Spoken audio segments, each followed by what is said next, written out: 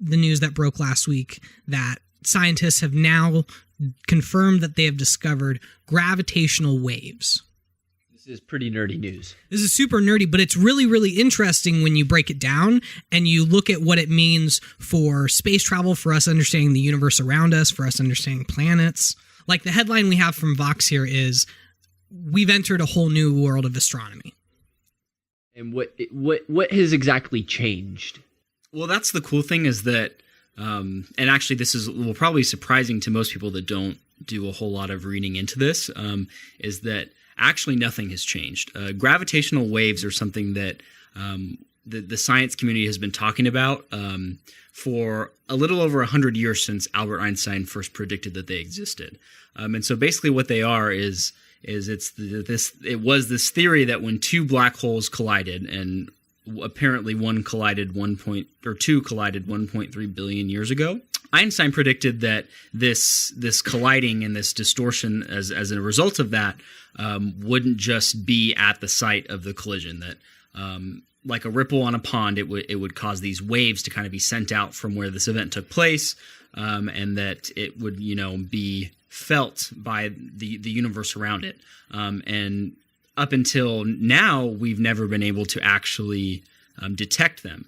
And so how are we detecting them now? So they were detected through this. I don't want to call it a thing because it deserves so much more than that. It's an observatory. It's an observatory. It's the Laser Interferometer Gravitational Wave Observatory. That is much better than calling it a thing. Yes.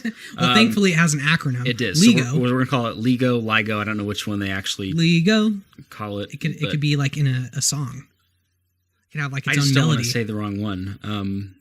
LIGO's the right acronym, though. Okay. We'll stick with that. So it's LIGO. Before we were the acronym is important because before we got to recording this, when we were talking about our topics beforehand, Anthony could not pronounce this. We had to say it. He tried it like 6 times, and we'd correct him, and he'd do it again, and would you mind just trying to say it once? You don't have to point this out for everyone to hear, okay? I think they'd like to hear it, though. It's a hard word to say. It is. What's a hard word to say? It's the laser Hang on. The Laser Interferometer Gravitational Wave Observatory? Interferometer. There's a T in there. There's an NT in there. Oh, I didn't even see the T. The Laser Interferometer I always say the thermometer part at the end. I don't know why. Anyway. LIGO is what I'm going to call it. We're going to call it LIGO. And if it's LIGO, I'm sorry, science community. We apologize. We'll get it right next time.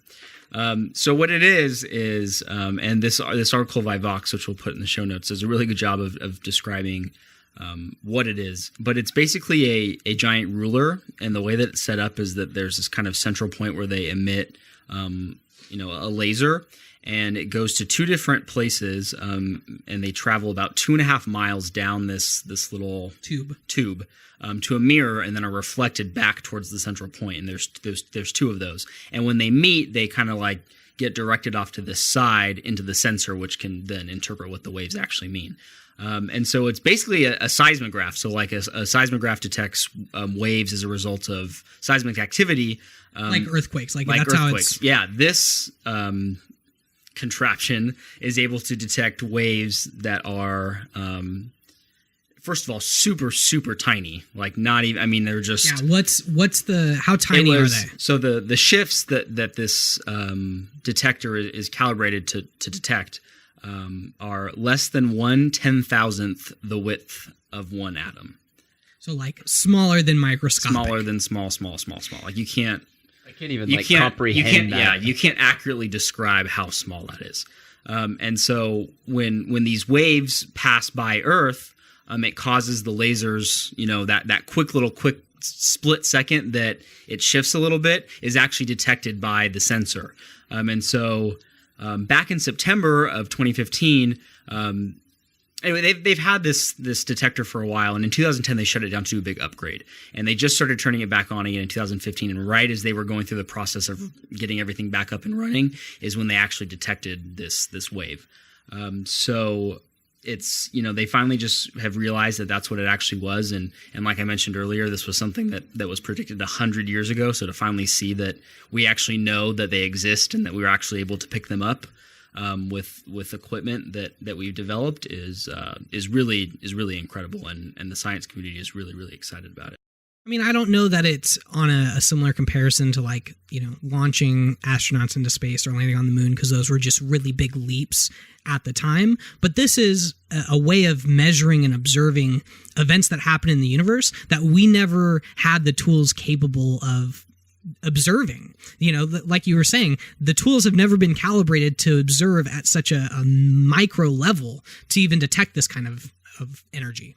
Yeah, and that's now that we know that we can do this opens so many doors in terms of research we can do, regarding black holes and just, space as a whole. So I think really what this means is that this isn't really going to affect, the modern day person that's, No, you're not waking up tomorrow and going to the LIGO. No.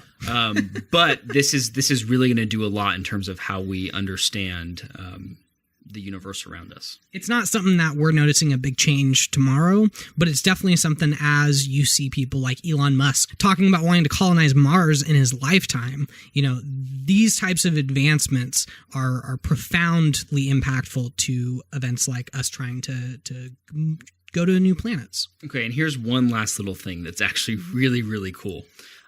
So the time period that we're hoping to capture to test, theories about the universe's development using this technology, they're hoping to analyze the time period of less than 1 nanosecond after the Big Bang. So that's probably one of the most immediate theories we're going to be able to test with this kind of equipment now that we know that it works. Yeah, this is all just about, the universe's beginnings and development. And for this being such big news, and when I say such big news, I mean every news outlet that I follow reported on it when it broke. For it being this big, it's wildly confusing. Yeah, no, it is. I mean, most of space is. But to kind of wrap it up nicely, one of the scientists that reported their discovery is that it's not the end of something, it's the beginning of a whole new kind of study for the science community.